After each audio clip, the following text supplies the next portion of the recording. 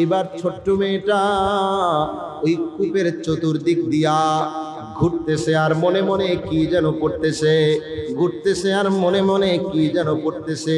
তিনটা ঘূর্ণি দিয়া তিনবার তিনটা ফু কূপের মধ্যে দিয়েছে। তার মুখ থেকে সামান্য পরিমাণ থুতু কূপের মধ্যে নিক্ষেপ করেছে।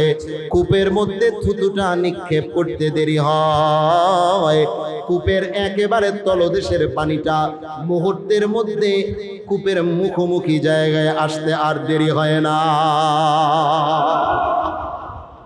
আবু আব্দুল্লাহ মুহাম্মদ ইবনে সুলাইমান আল জাসুলি রাহমাতুল্লাহি আলাইহি আশ্চর্য হয়ে গেলেন।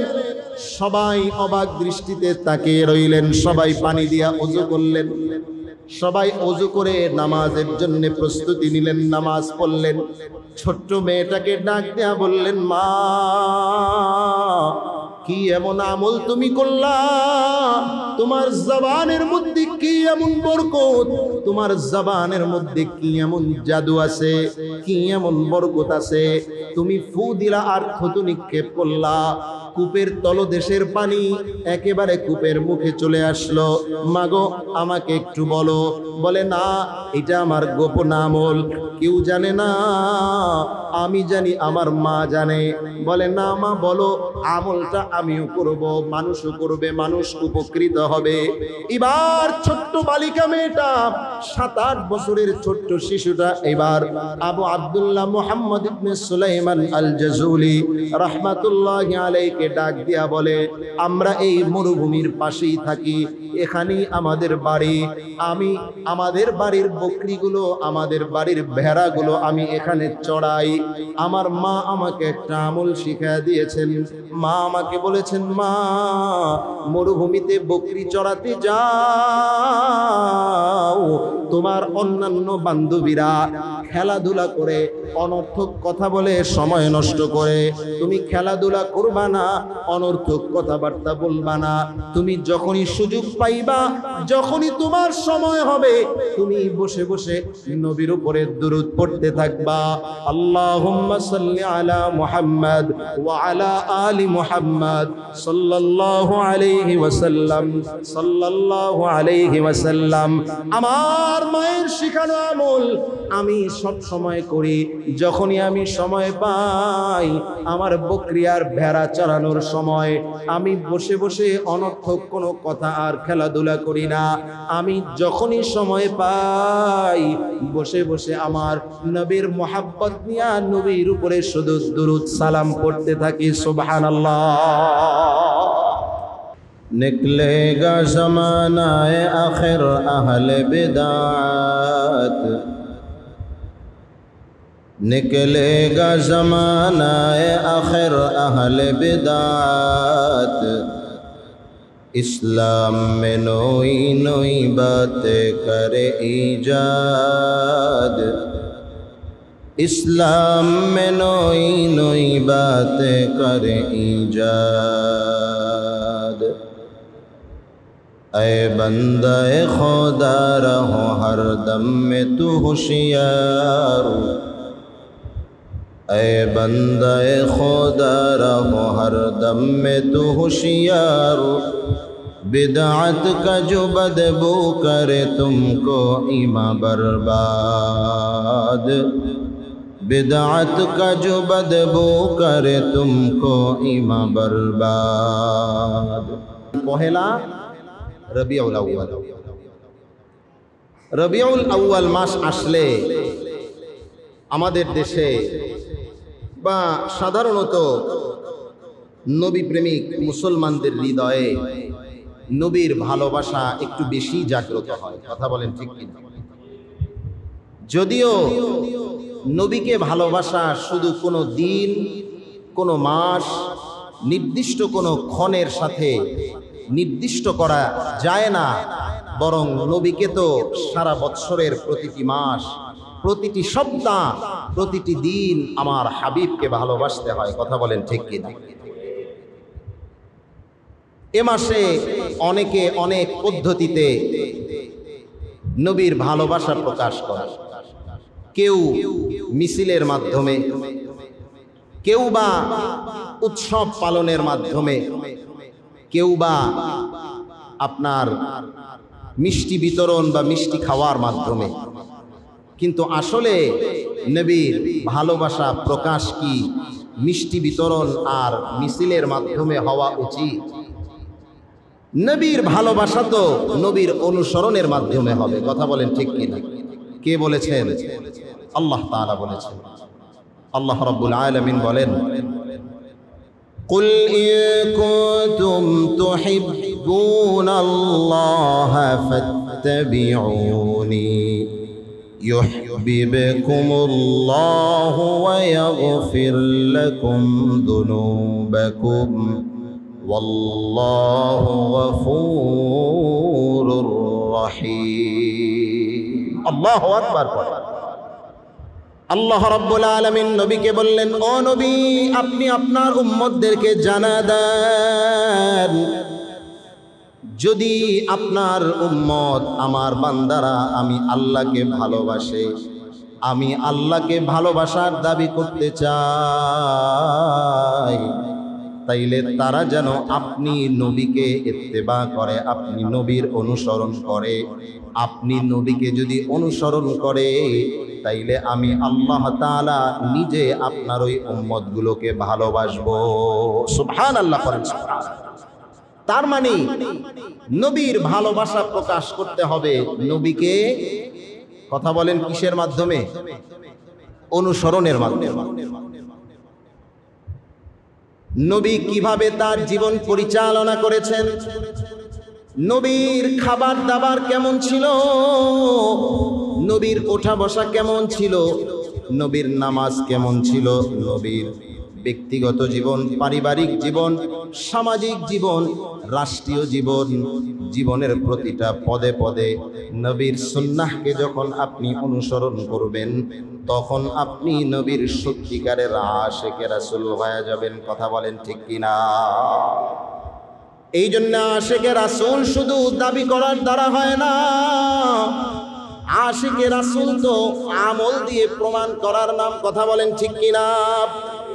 সাহাবায়ে কেরাম রাদিয়াল্লাহু তাআলা আনহুম আজমাইন, তারা মিছিল করে আর মিষ্টি বিতরণ করে নবীর ভালোবাসার প্রমাণ দেন নাই, বরং জীবন দিয়া জিহাদের ময়দানে তাজা বুকের রক্ত ঢেলে দিয়া নবীর ভালোবাসার প্রমাণ দিয়েছে। আল্লাহু আকবার বলেন। হানজালা রাদিয়াল্লাহু তাআলা আনহু, নাম শুনছেন আপনারা? জিহাদের ময়দানের ডাক চলে আসছে। কোথায় মুসলমান? দিনকে বিজয় করার জন্য জিহাদের ময়দানে শরীক হওয়া লাগবে, আসো, ছুটে আসো। হাইয়া আলাল জিহাদ, জিহাদের জন্য আসো। হানজালা রাদিয়াল্লাহু তাআলা আনহু, ঘটনাক্রমে ওই দিন তার বাসর রাত ছিল। কোন রাত বলেন? কথা বুঝতেছেন আমার? কোন রাত ছিল ওই দিন? বাসর রাত ছিল, বিবাহ পরবর্তী প্রথম রজনী। এই রাতটা কি প্রত্যেকটি পুরুষ এবং নারীর জন্য গুরুত্ব কম নাকি বেশি? হানজালা রাদিয়াল্লাহু তাআলা আনহু বাসর রাতে বিবির সাথে মোলাকাতে চলে গেলেন।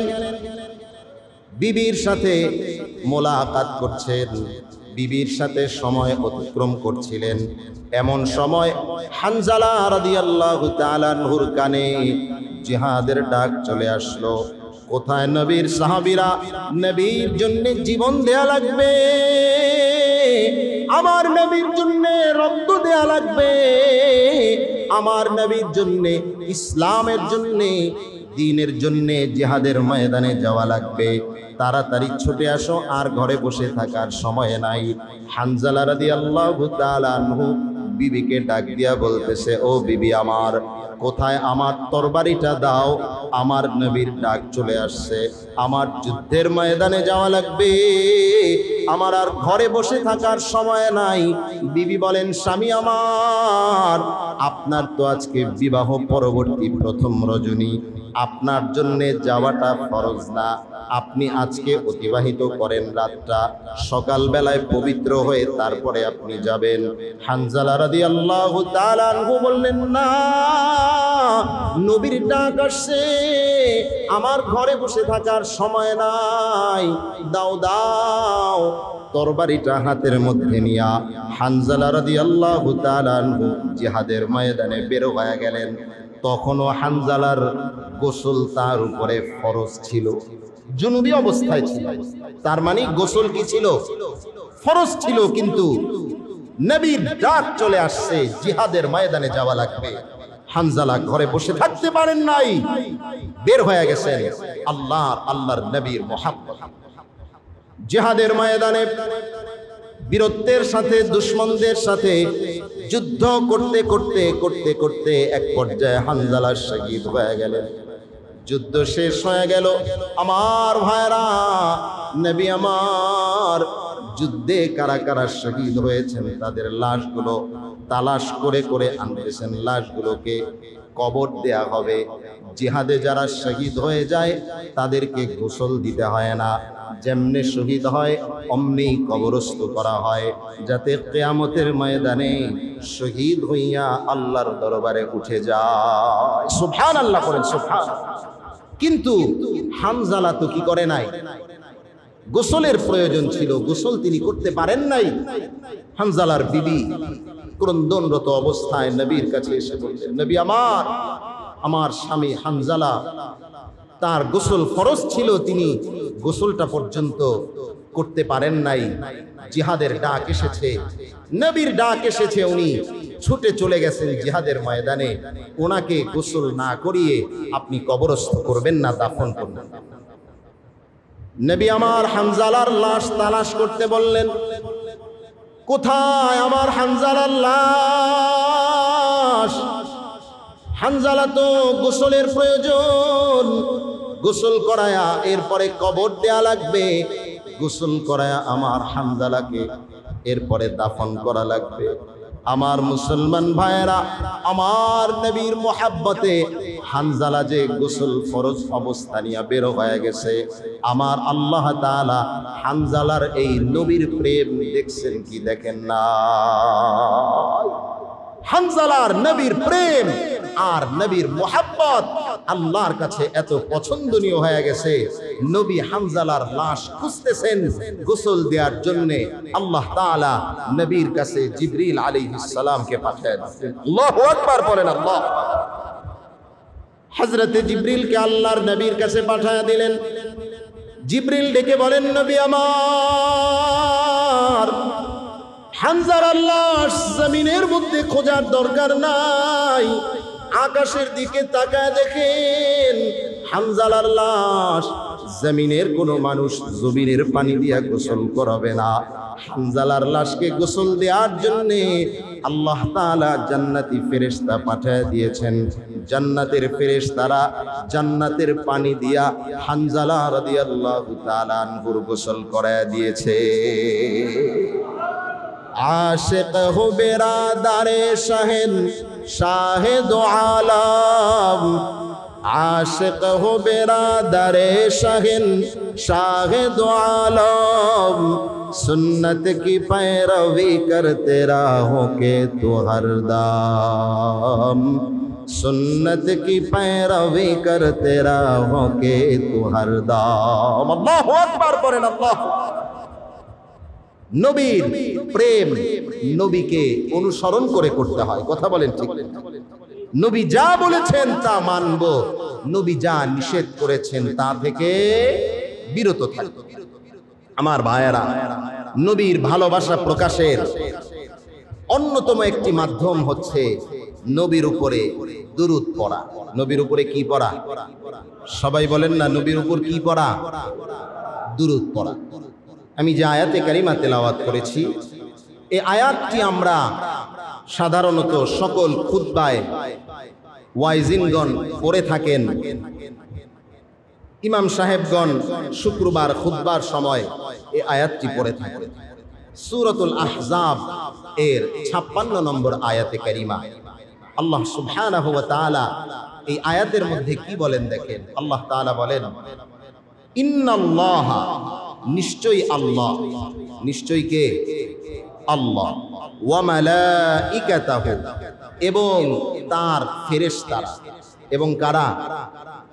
তার মানে নিশ্চয়ই আল্লাহ এবং তার ফেরেশতারা ইউসাল্লুনা আলান নবী, নবী করিম সাল্লাল্লাহু আলাইহি সাল্লামের উপরে দুরূদ পাঠ করে। সুবহানাল্লাহ পড়েন, সুবহানাল্লাহ। কে কে কে? ইন্নাল্লাহা ওয়া মালাইকাতাহু ইউসাল্লুনা আলান নবী।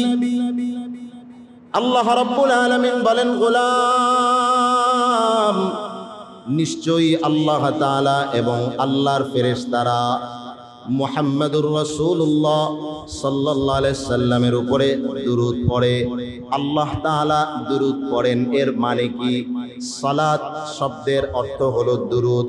সালাত শব্দটা যখন আল্লাহর সাথে সম্পৃক্ত হয় তখন সালাতের অর্থ হয় রহমত প্রেরণ করা। রহমত কি করা?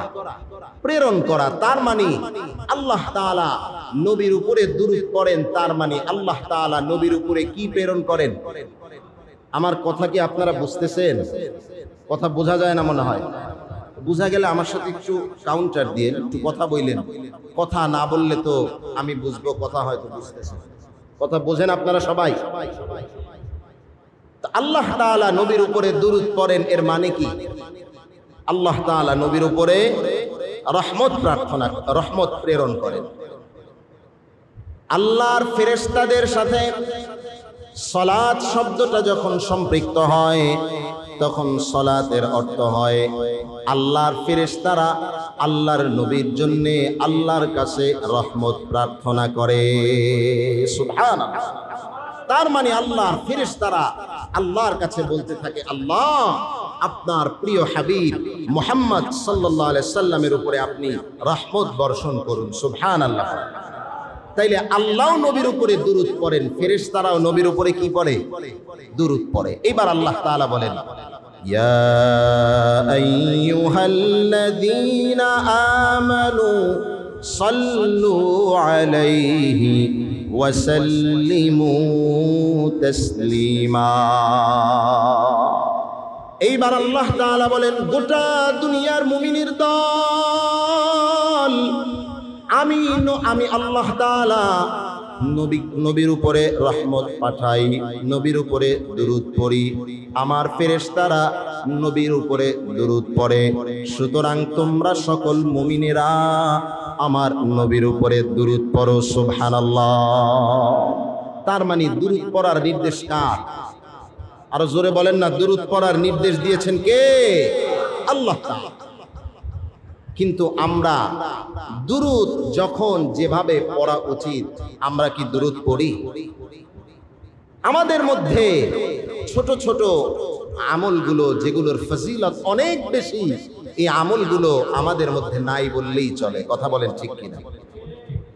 আল্লাহর নবীর হাদিস عن أبي هريرة رضي الله تعالى عنه قال قال رسول الله صلى الله عليه وسلم আল্লাহর নবী বলেন, রাগিমা আনফু রাজুলিন মান যুকিরতু ইনদাহু ফালাম ইউসাল্লি আলাইয়া।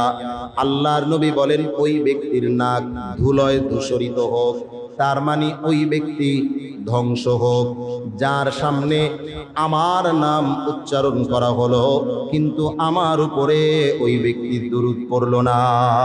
নাউজুবিল্লাহ পড়েন, নাউজুবিল্লাহ। যার সামনে আমার নাম উচ্চারণ করা হলো কিন্তু আমার উপরে ওই ব্যক্তি দুরূদ পড়লো না, তার নাক ধুলোয় ধূসরিত হোক। এটা আরবি শব্দে, এটা অপমানজনক শব্দে ব্যবহৃত। নবীজি হাদিসের অংশে আরো বলেছেন, ওয়ারাগিমা আনফু রাজুলিন, ওই ব্যক্তির নাক ধুলোয় দূষিত হোক, দাখালা আলাইহি রমাদান, যার উপরে রমজান মাস চলে আসলো, সুম্মান সালাখা ক্বাবলা আন ইউগফারা লাহু, রমজান বিদায় নিয়ে চলে গেল কিন্তু ওই কপাল পোড়া তার গুনাহ মাফ করাতে পারলো না।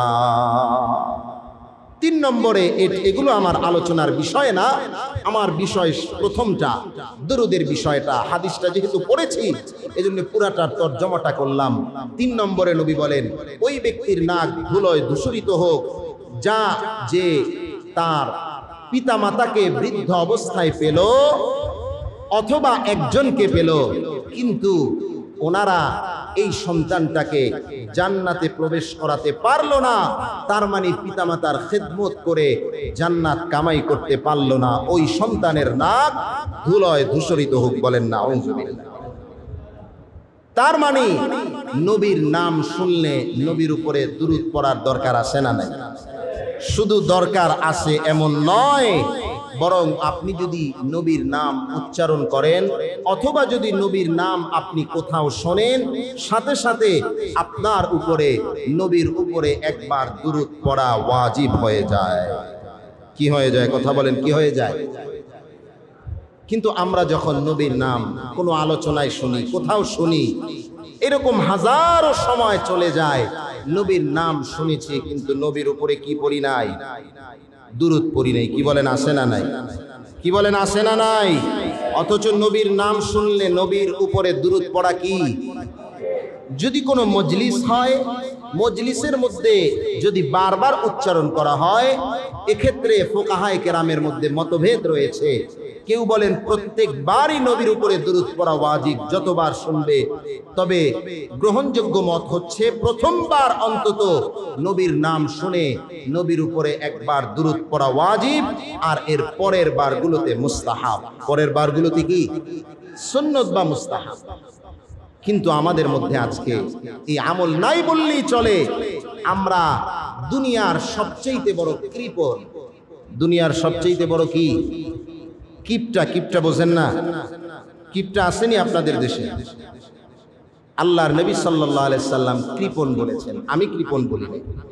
হযরতে আবু যর রাদিয়াল্লাহু তাআলা আনহুর হাদিস, তিনি বলেন, খারাজতু যাতা ইয়াউমিন ফাআতাইতু রাসূলুল্লাহি সাল্লাল্লাহু আলাইহি ওয়াসাল্লাম। আমি আবু যর একদিন বের হয়ে গেলাম, আল্লাহর নবীর কাছে আসলাম। নবী আমার বললেন, আলা উখবিরুকুম বিআবখালিন নাস, বলো দেখি মানুষের মধ্যে সবচেয়ে বেশি কৃপণকে তোমাদেরকে বলবো নাকি? সবচেয়ে বেশি কিপটাকে, সবচেয়ে বেশি কৃপণকে তোমরা কি জানতে চাও? সাহাবায়ে কেরাম বললেন, বালা ইয়া রাসূলুল্লাহ, ও নবী জানা দেন মানুষের মধ্যে সবচেয়ে বেশি কৃপণকে। নবী আমার বললেন, যার সামনে আমি নবীর নাম উচ্চারণ করা হয়, ফালাম ইউসাল্লি আলাইয়া, অতঃপর আমার উপরে দুরূদ পড়ে না, ফাযালিকা আবখালান নাস, ওই ব্যক্তি মানুষের মধ্যে সবচেয়ে বড় কৃপণ। তাইলে নবীর নাম শুনে যে দুরূদ পড়ে না, এখনো তো আপনারা পড়েন না, পড়তে থাকেন না মনে মনে সাল্লাল্লাহু আলাইহি নবীর।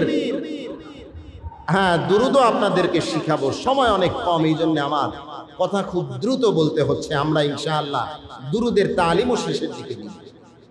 সবচেয়ে ছোট্ট দুরূদ আপনারা পড়তে পারেন, সাল্লাল্লাহু আলাইহি ওয়াসাল্লাম।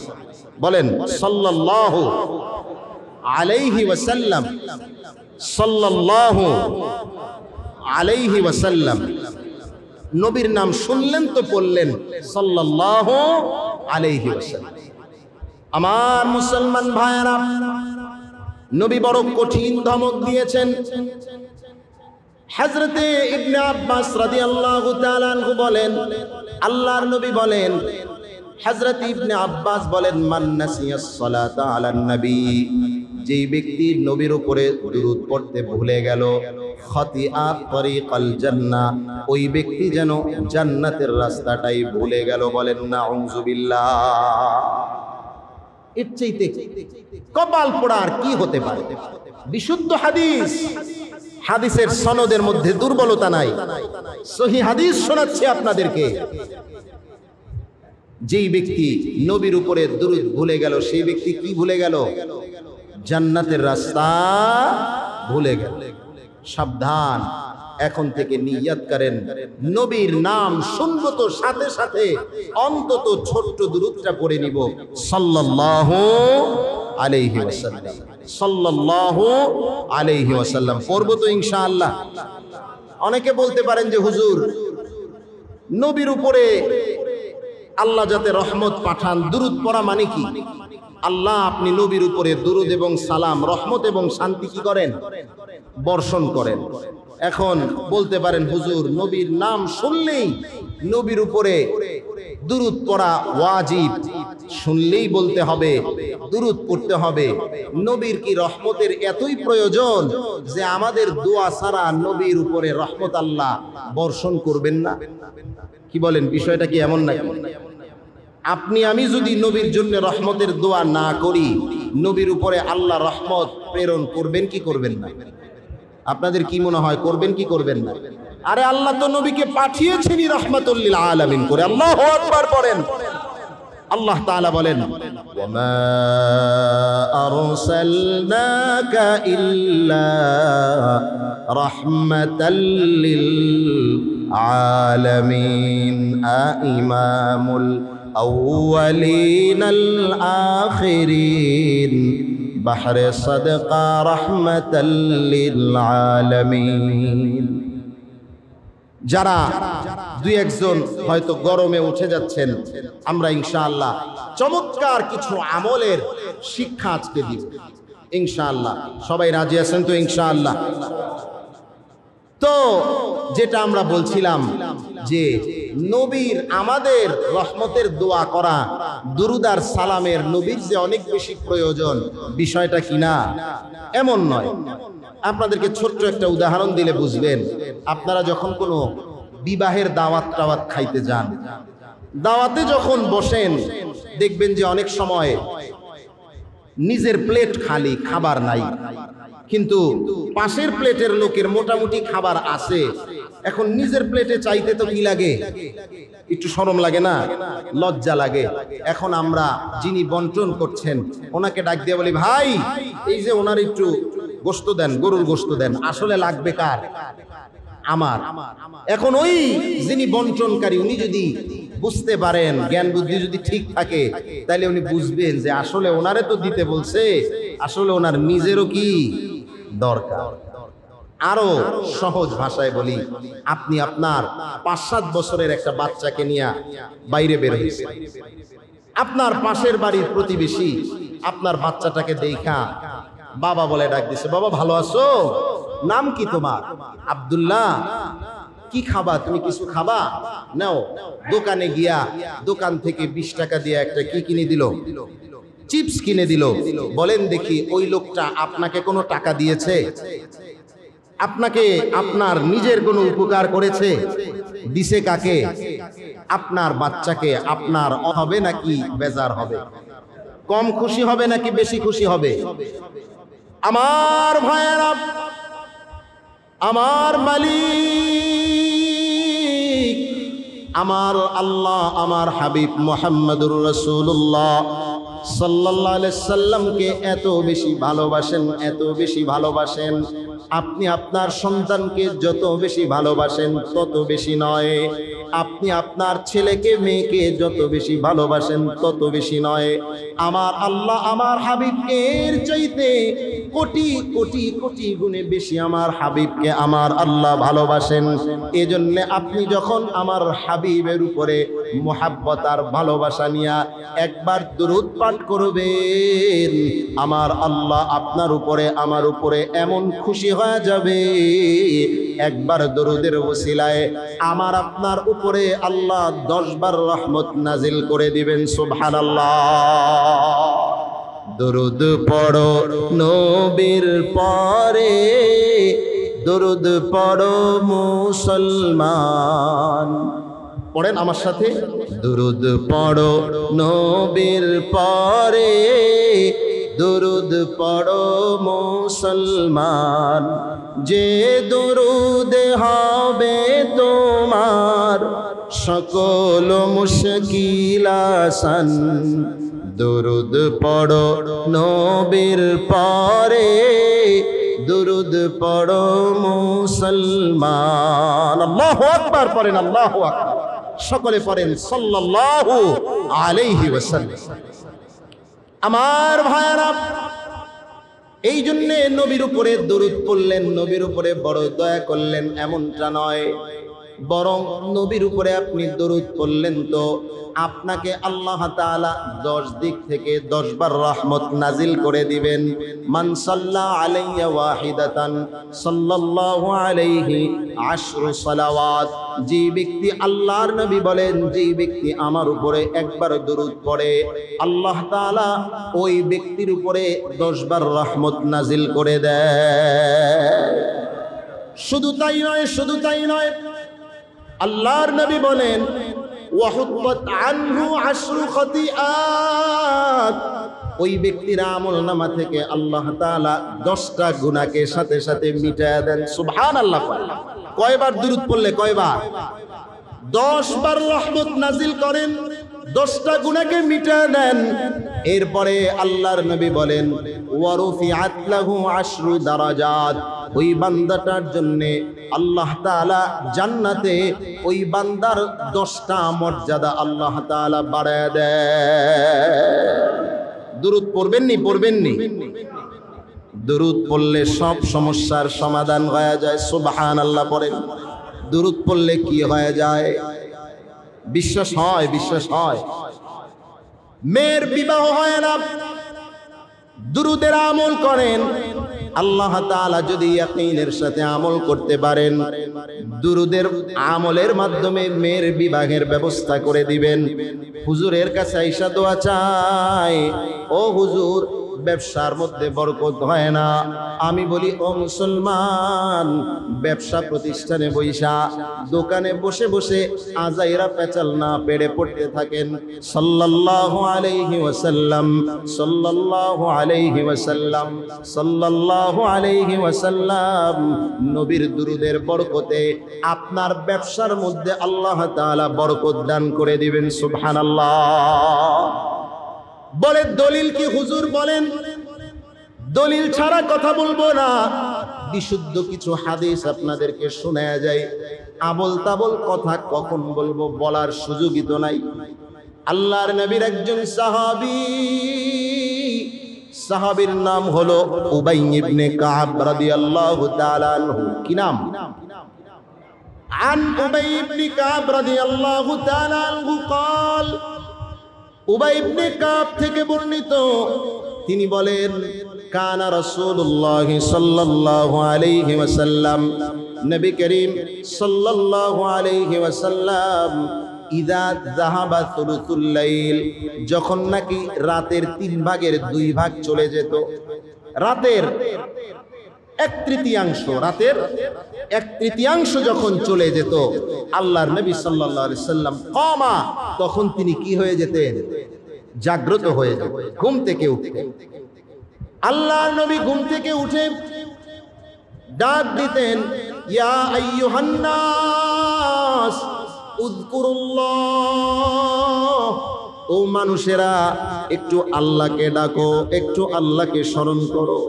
জাআতহুর রাজিফাতু তাতবাউহার রাদিফাতু, সিংগার প্রথম ফুৎকারের সময় কিন্তু চলে আসছে, দ্বিতীয় ফুৎকারের সময়ও কিন্তু চলে আসবে। তার মানে কিয়ামত কিন্তু নিকটবর্তী হয়ে গেছে। তখনই নবী বলছেন কিয়ামত নিকটবর্তী হয়ে গেছে। এখন কি কিয়ামত দূরে আছে নাকি আরো কাছে গেছে? কথা বলে না, দূরে না কাছে?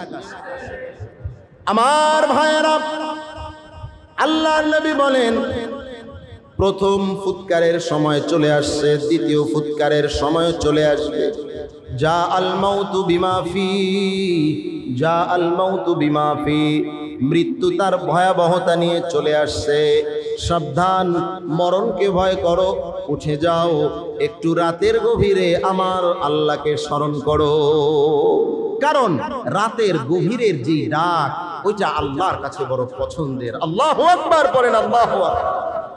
দিনের বেলা যে আসেন এটা তো সবাই দেখে, কিন্তু রাতের গভীরে যখন আপনি উঠে আল্লাহর দরবারে 2 রাকাত সালাত আদায় করে চোখের 2 ফোঁটা পানি ছেড়ে দিয়ে আল্লাহর কাছে যদি মনের মতো কান্না করতে পারেন, ওই কান্নার দাম আল্লাহর কাছে বড় বেশি। কথা বলেন ঠিক কিনা? আরো জোরে বলেন না ঠিক কিনা? আমরা তো ফজরের নামাজই পড়ি না, তাহাজ্জুদের নামাজ তো দূর কি বাত হয়। কথা বলেন ঠিক কিনা? এই জন্যে তাহাজ্জুদের দরকার আছে না নাই? অতিও গভীর হয় রজনী যখন, নীরবে প্রভুর নাম জপিও তখন। অতিও গভীর হয় রজনী যখন, নীরবে প্রভুর নাম জপিও তখন। প্রভুর করুণা যদি পাইবার চাও, গভীর রাতে প্রভুর নামের গুণগান গাও। আল্লাহু আকবার পড়েন, আল্লাহু আকবার। নবী আমার রাতের বেলায় ডাকছিলেন।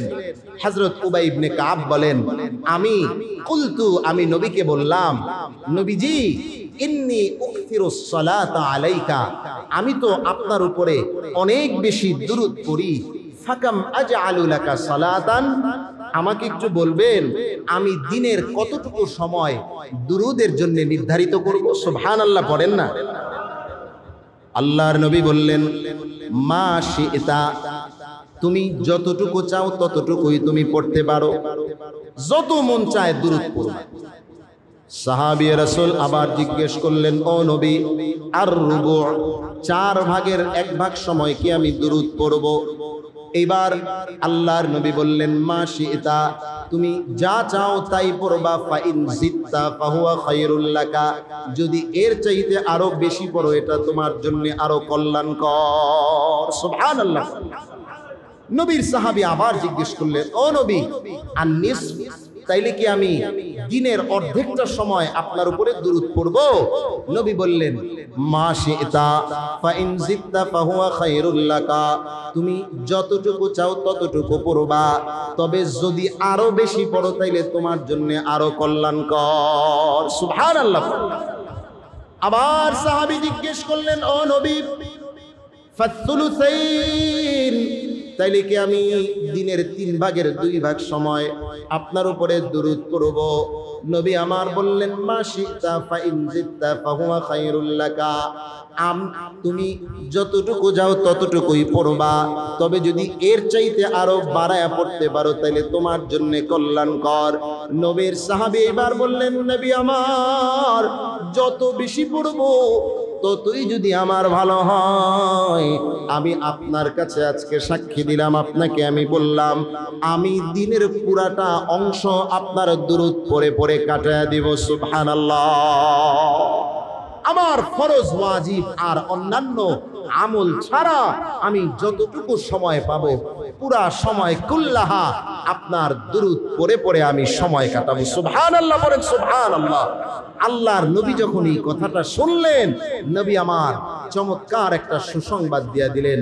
নবীজি বললেন, ও আমার সাহাবী, যদি এটাই তোমার ইচ্ছা হয়, দিনের পুরা অংশ যদি তুমি দুরূদ পড়ো, ইদান তুকফা হাম্মাকা, তাহলে শুনে রাখো এইটা তোমার সমস্ত পেরেশানি দূর করার জন্য যথেষ্ট হয়ে যাবে। সুবহানাল্লাহ পড়েন, সুবহানাল্লাহ। নবী বলছেন তোমার সব পেরেশানি দূর হয়ে যাবে। তার মানে দুনিয়াতে যত পেরেশানি হতে পারে সব পেরেশানিও আল্লাহ দূর করবেন। আখিরাতেও যত টেনশন হতে পারে সব টেনশনও আল্লাহ তাআলা দুরূদের বরকতে কি করে দিবেন, কি করে দিবেন। বিশ্বাস হয়, বিশ্বাস হয়। এই জন্য আপনার পেরেশানি, আপনি কিসের আমল শুরু করেন? কথা বলে না, কিসের আমল? দিনে কয়বার পড়বেন? হ্যাঁ, যত বেশি পড়বেন তত বেশি আপনার জন্য কি হবে? কল্যাণ। রাস্তায় গাড়ি পান্না দাঁড়ায় রয়েছেন, আমি নিজে সাক্ষী, নবীর দুরূদ পড়ে আমি অনেক অনেক অনেক উপকার পেয়েছি। কয়টা আপনাকে শোনাবো।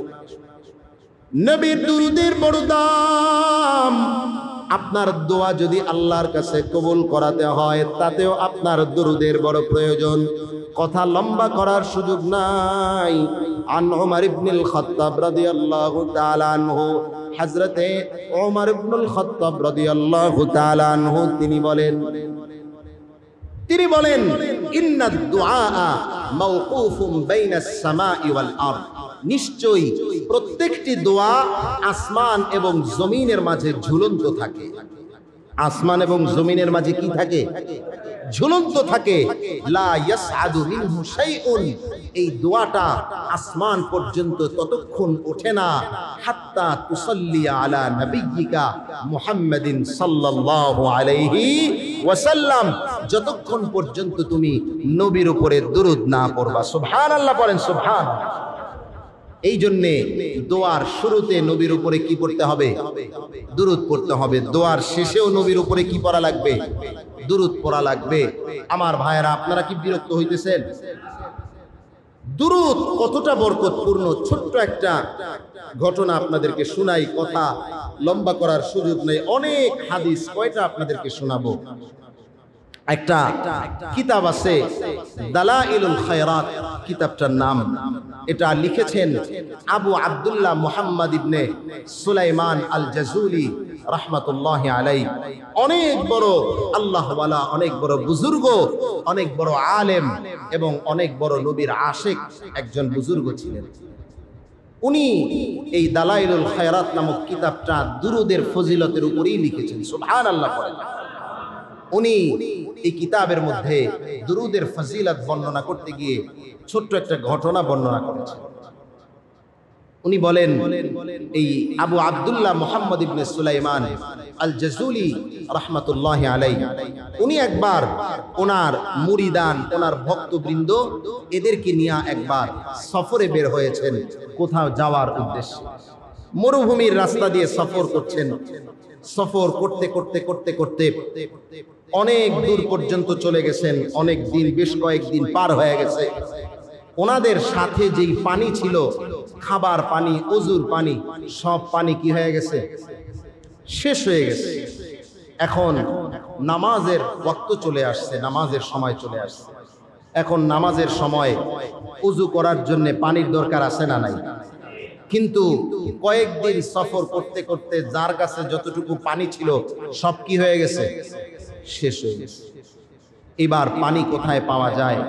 মুরিদান যারা আছেন এরা আয়েশা আবু আব্দুল্লাহ মুহাম্মদ ইবনে সুলাইমান আল জাজুলি রাহমাতুল্লাহি আলাইহি, ওনার কাছে আয়েশা বলতেছেন, শায়েখ, আমাদের পানি তো শেষ হয়ে গেছে, এবার কোথায় পানি পাওয়া যায়? কোথাও তো পানি খুঁজে পাওয়া যাচ্ছে না, একটু দেখেন পানির কোনো ব্যবস্থা করা যায় কি। তিনি বললেন যে, দেখো, আল্লাহকে চাও, আল্লাহর কাছে চাও, আল্লাহকে ডাকো, দেখি কোনো একটা ব্যবস্থা আল্লাহ তাআলা আমাদের জন্য করেন কি। অনেক খোঁজাখুঁজি, আগাইতেছেন অনেক দূর, নামাজের সময় চলে যাচ্ছে। খুঁজতে খুঁজতে একটা কূপ পেলেন। কি পেলেন? কূপ। কিন্তু কূপের পানি এত নিচে, ওই নিচ থেকে পানি উঠানোর মতো কোনো জিনিস তাদের কাছে নাই। কূপ পাওয়া গেল, কিন্তু অনেক নিচে পানি, এই নিচের থেকে পানি উপরে কেমনে উঠাবে? সবাই চিন্তায় পড়ে গেলেন, হায়, কূপ পাইলাম কিন্তু পানি উঠানোর মতো কোনো জিনিস নাই। সবাই খোঁজাখুঁজি করতে লাগলেন যে কোনো রকম পানির অন্য কোনো ব্যবস্থা করা যায় কিনা। সবাই যখন পানির তালাশে তাকায় দেখতেছেন, উঁচু একটা পাহাড়ের মতো জায়গা, উঁচু জায়গা থেকে একটা ছোট্ট বাচ্চা মেয়ে আসতেছে।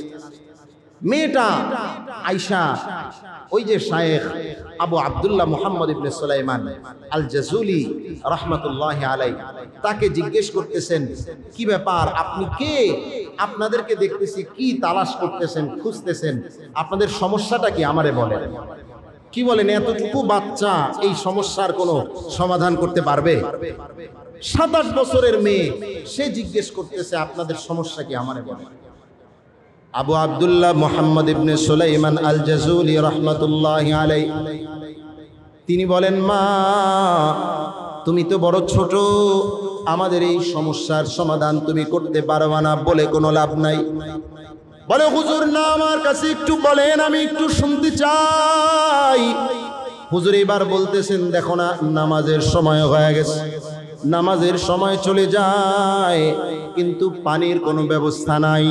সবাই আমরা পানির তালাশে একটা কূপ খুঁজে পাওয়া গেছে, কিন্তু কূপের পানিটা এত এত পরিমাণে নিচে, পানি উঠানোর মতো কোনো ব্যবস্থা আমাদের হাতের মধ্যে না।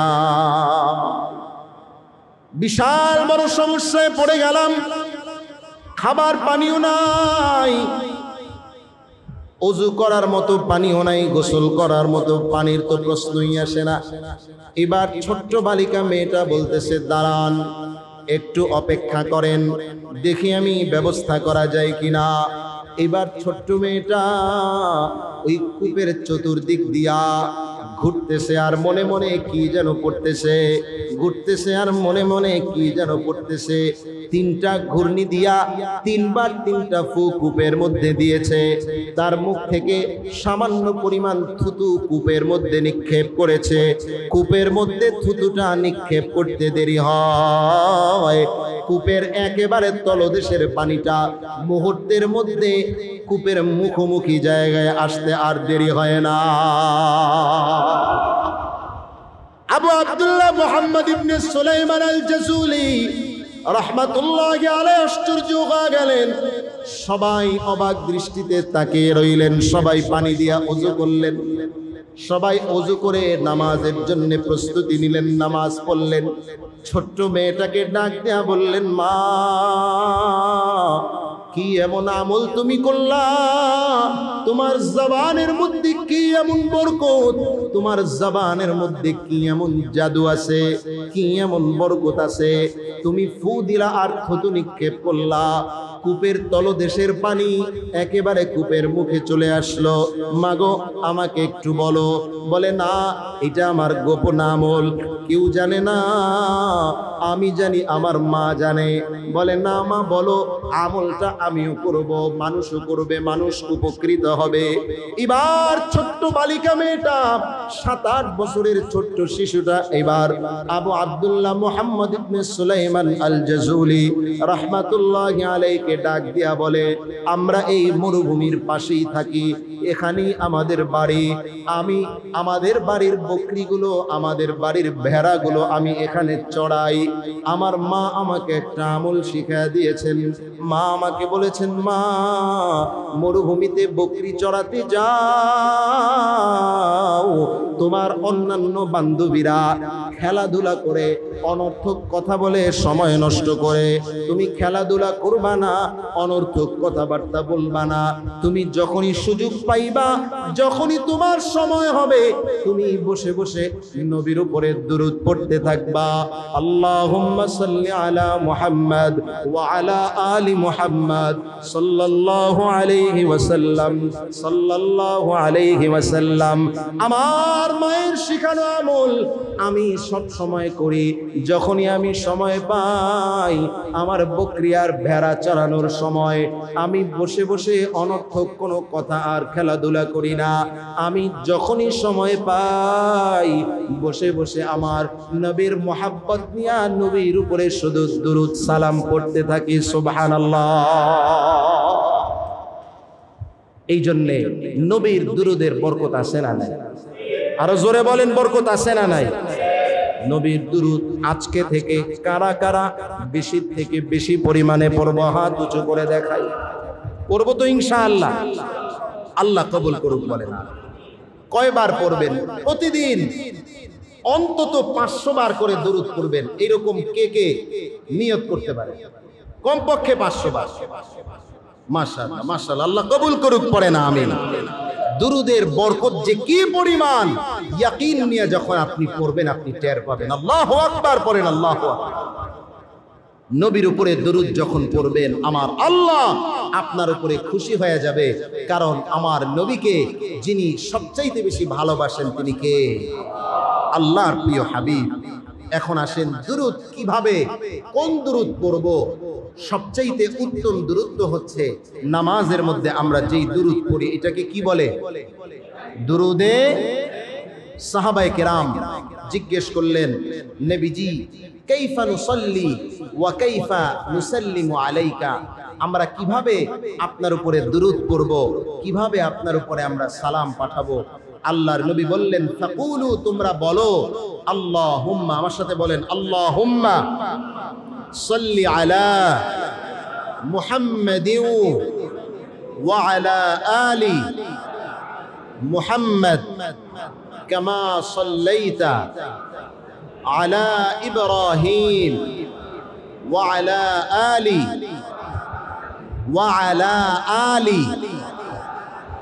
ওয়ালা আলী না, অনেকে কি পড়ে, অনেকে পড়ে ওয়ালা আলী, এরকম না, ওয়ালা আলী ইব্রাহিম ইন্নাকা হামিদুম মাজিদ আল্লাহুম্মা বারিক আলা মুহাম্মাদিন ওয়া আলা আলি মুহাম্মদ কামা বারাকতা আলা ইব্রাহিম ওয়া আলা আলি ইব্রাহিম ইন্নাকা হামিদুম মাজিদ। এটা হচ্ছে কি সর্বশ্রেষ্ঠ দুরূদ। অনেকে বলেন যে হুজুর বসে বসে অনেক সময় এটা পড়তে একটু বড় সময় লাগে, তখন আমি কোনটা পড়তে পারি সহজে? ওই যে আমরা আগে শিখাইছি, সেটা কি সুন্দর করে পড়তে হবে। সাল্লাল্লাহু, বলেন সাল্লাল্লাহু আলাইহি ওয়াসাল্লাম, সাল্লাল্লাহু আলাইহি ওয়াসাল্লাম পড়া যাবে ইনশাআল্লাহ। বসে বসে চায়ের দোকানে ফালতু আলাপ না করে নবীর উপরে কি পড়বেন?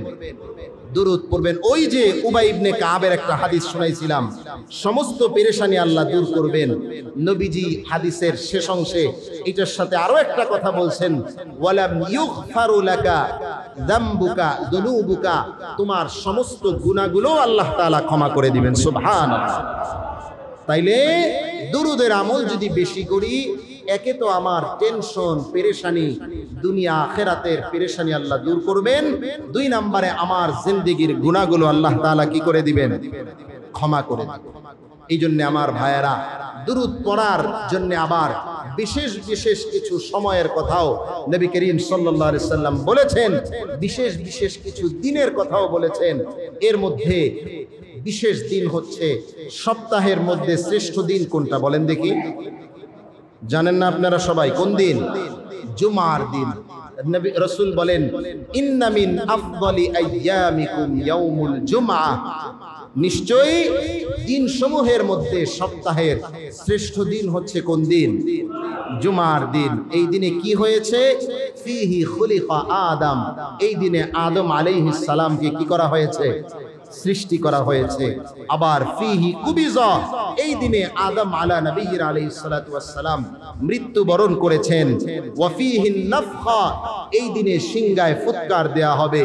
ওয়া ফিহি সাইকা, এই দিনে কিয়ামত কায়েম হবে। অর্থাৎ দ্বিতীয়বারও সিংগায় ফুৎকার কোন দিন করা হবে? জুমার দিন করা হবে। এই জন্য নবী করিম সাল্লাল্লাহু আলাইহি সাল্লাম বলেন, জুমার দিনে তোমরা বেশি বেশি আমি নবীর উপরে দরুদ শরীফ পড়ো। ফা ইন্না সালাতাকুম মারুযাতুন আলাইয়া, কারণ নিশ্চয়ই তোমাদের দরুদগুলো আমি নবীর কাছে পৌঁছানো হয়। সুবহানাল্লাহ পড়েন, সুবহানাল্লাহ। আপনি এইখানে বসে দুরুদ পড়েন, আপনার দুরুদ সাথে সাথে কোথায় পৌঁছে যায়? কথা বলে না, কোথায়? এই জন্য দুরুদ পড়ার সময় মনের মধ্যে এই মুহাব্বত নিয়ে দুরুদ পড়তে হবে। আমি তো দুরুদ পড়ছি সোনারং এলাকায় চায়ের দোকানে বসে, আর আল্লাহ নির্ধারিত ফেরেশতারা আমার দুরুদের খবর পৌঁছায়া দিচ্ছে আমার নবী মুহাম্মদ সাল্লাল্লাহু আলাইহি সাল্লামের রওজায়। সুবহানাল্লাহ পড়েন, সুবহানাল্লাহ। আল্লাহর নবী এক হাদিসের মধ্যে বলেন, লা তাজআলু বুয়ুতাকুম কুবুরা, তোমরা তোমাদের ঘরগুলোকে কবর বানায়ো না। ঘরগুলোকে কি বানায়ো না? ঘরগুলোকে কবর বানানোর মানে কি জানেন?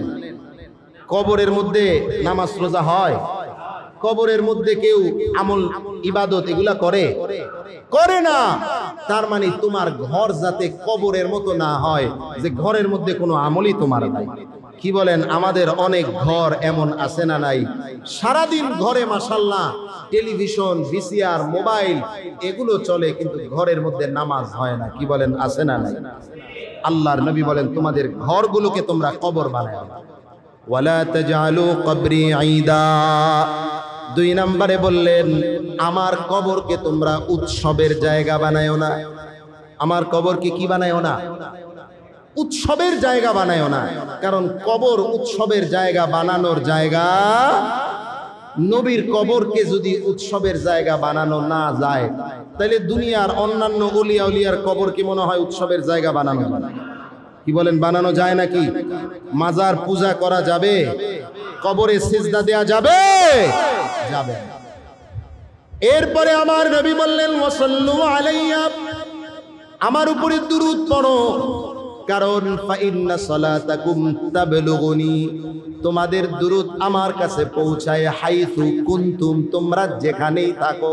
সুবহানাল্লাহ পড়ে, তুমি যেখানেই থাকো তোমার দুরূদ আমি নবীর কাছে পৌঁছে যায়। আল্লাহু আকবার পড়েন, আল্লাহু আকবার।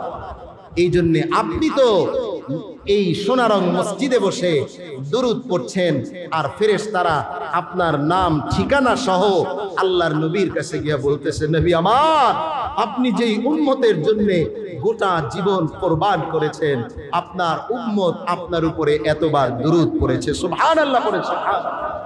এই জন্য যে কোনো আমলের আগে দুরূদ পড়ে নেবেন। কি পড়ে নেবেন? আল্লাহর কোরআন তেলাওয়াত করবেন, করার আগে একটু কি পড়ে নেন? একটু দুরূদ পড়ে নেন।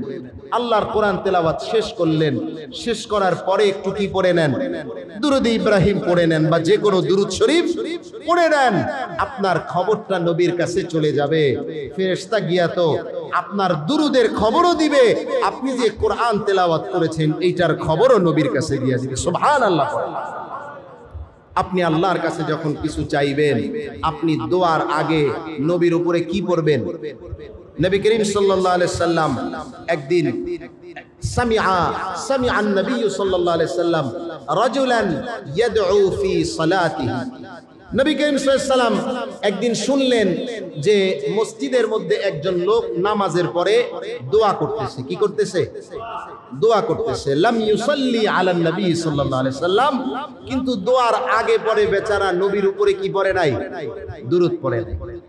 আল্লাহর নবী সাল্লাল্লাহু আলাইহি সাল্লাম বললেন, আজিলা হাদা, এই লোকটা অনেক বেশি তাড়াতাড়ি করে ফেলেছে। সুম্মা দা, লোকটাকে নবীজি ডাক দিলেন, এদিকে আসো। এরপরে তাকে বা অন্য আরেকজনকে নবী বললেন, ইদা সাল্লা আহাদুকুম, যখন তোমাদের মধ্যে কেউ নামাজ পড়ে, এরপরে নামাজের পরে যদি দোয়া করতে চায়, ফালইয়াবদা বিতাহমিদিল্লাহি ওয়াস সানা, দোয়াটা শুরু করবে আল্লাহর প্রশংসা দ্বারা। কি দ্বারা? আল্লাহর প্রশংসা দ্বারা। সুম্মাল ইউসাল্লি আলান নবী সাল্লাল্লাহু আলাইহি সাল্লাম, এরপরে নবীর উপরে কি পড়বে?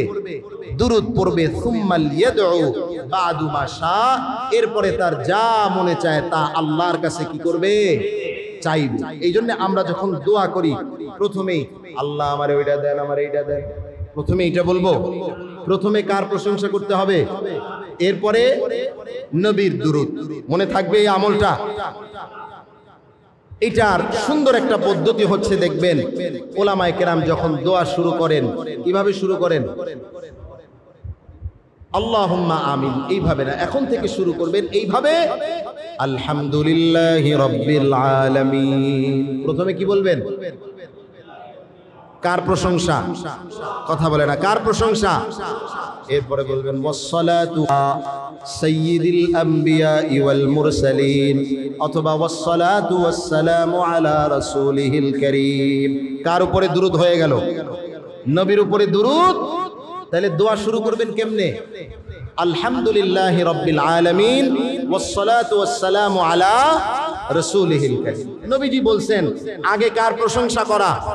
আল্লাহর প্রশংসা, এরপরে নবীর উপরে দুরূদ পড়া। এরপরে আপনার যা মনে চায় সব কিছু আপনি মনের মতো চাইবেন।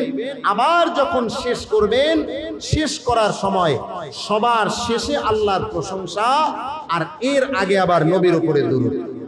সবার শেষে কার প্রশংসা? আল্লাহর প্রশংসা, আর ওই প্রশংসার আগে আবার কি? দুরূদ। সেটা কেমনে হইতে পারে? সুবহানা রাব্বিকা রাব্বিল ইজ্জাতি আম্মা ইয়াসিফুন ওয়া সালামুন আলাল মুরসালিন ওয়ালহামদুলিল্লাহি রাব্বিল আলামিন। কি বলেন, হইছেনি? হয় নাই? ওয়া সালামুন আলাল মুরসালিন, সমস্ত রাসূলদের প্রতি কি সালাম। এরপরে আবার ওয়ালহামদুলিল্লাহি রাব্বিল আলামিন, আল্লাহর প্রশংসা দিয়া আবার আপনি কি করলেন? দোয়াটাকে শেষ করলেন। আশা করা যায় এই দোয়া আসমান আর জমিনের মাঝে ঝুলন্ত থাকবে না, দোয়া আল্লাহ পর্যন্ত পৌঁছে যাবে। সুবহানাল্লাহ পড়েন, সুবহান। মনে থাকবে ইনশাআল্লাহ। দোয়ার আগে কার প্রশংসা? 2 নম্বরে দুরূদ, মাঝখানে যা চাওয়ার চাইবেন বৈধ। এরপরে শেষে, সবার শেষে কি? আল্লাহর প্রশংসা। এর আগে দুরূদ। এরপরে মসজিদে যখন আজান হয়, আজানের জবাব আমরা দেই না? নবী সাল্লাল্লাহু আলাইহি ওয়াসাল্লাম হাদিসের মধ্যে বলেন, যখন তোমরা মুয়াজ্জিনের আজান শোনো তখন মুয়াজ্জিন যা বলে তোমরাও কি করো? তাই বলো। আল্লাহু আকবার, আল্লাহু আকবার, আল্লাহু আকবার, আল্লাহু আকবার, আশহাদু আল্লা ইলাহা ইল্লাল্লাহ, আশহাদু আন্না মুহাম্মাদার রাসূলুল্লাহ। এরপরে হাইয়া আলাস সালাহ, হাইয়া আলাল ফালাহ, এগুলোর সময় কি বলবো? লা হাওলা ওয়ালা কুওয়াতা ইল্লা বিল্লাহ, এগুলো বলবো প্রত্যেকবারে। এরপরে আল্লাহু আকবার, আল্লাহু আকবার, লা ইলাহা ইল্লাল্লাহ। এই আজান শেষ হওয়ার পরে নবী বলেন, তুম্মা সাল্লু আলাইয়া, আজানের শেষে আমার উপরে কি পড়ো? সুবহানাল্লাহ পড়েন না? আমার উপরে কি পড়ো? দুরূদ পড়ো। এরপরে তোমরা তুম্মা সালুলিল ওয়াসিলা, অর্থাৎ আজানের পরের যেই দোয়া, এরপরে কি করবা? এইটা পড়বা। এক হাদিসে আল্লাহর নবী বলেন, যদি তোমরা এটা করতে পারো, আজানের জবাব দাও, এরপরে তোমরা আমার উপরে দুরূদ পড়ো, এরপরে দোয়াটা পড়ো, ওসিলার যেই দোয়াটা নবীর জন্য, ওয়াবআথহু মাকামান মাহমুদান আল্লাযী ওয়া'তা, এই দোয়া পড়ো, তাইলে আমি নবীর শাফাআত তোমার জন্য ওয়াজিব হয়ে যাবে। সুবহানাল্লাহ পড়েন, সুবহান। এই জন্যে আজকে আমরা, আমার সময় শেষ, আসলে 8টায় তো আপনাদের নামাজ হওয়ার কথা, হয়তো একটু 5 মিনিট ওযুর জন্য সময় দেয়া হবে। যে কথাগুলো আমরা বললাম, কথার মূল কথা হচ্ছে আমরা নবীর উপরে দরুদ কম পড়ব না বেশি পড়ব? নবীর নাম শুনলে দরুদ পড়া কি হয়ে যায়? ওয়াজিব হয়ে যায়। শুনলে অথবা বললে, শুনলে অথবা বললে দরুদ পড়ব, আর যত বেশি দরুদ পড়ব তত আমার জন্য কল্যাণকর। বুঝে আসছে? ছোট দরুদ কি? সবচেয়ে ছোট দরুদ কি? সবাই বলেন, সবাই বলেন, সাল্লাল্লাহু আলাইহি ওয়াসাল্লাম। আর সর্বশ্রেষ্ঠ দরুদ দুরুদে ইব্রাহিম। আল্লাহ তাআলা আমাদেরকে প্রত্যেকটি কথার উপরে, বক্তা শ্রোতা সকলকে আমল করার তৌফিক দান করুক। আমিন। ওয়া আখিরু দাওয়ানা আলহামদুলিল্লাহি রাব্বিল আলামিন।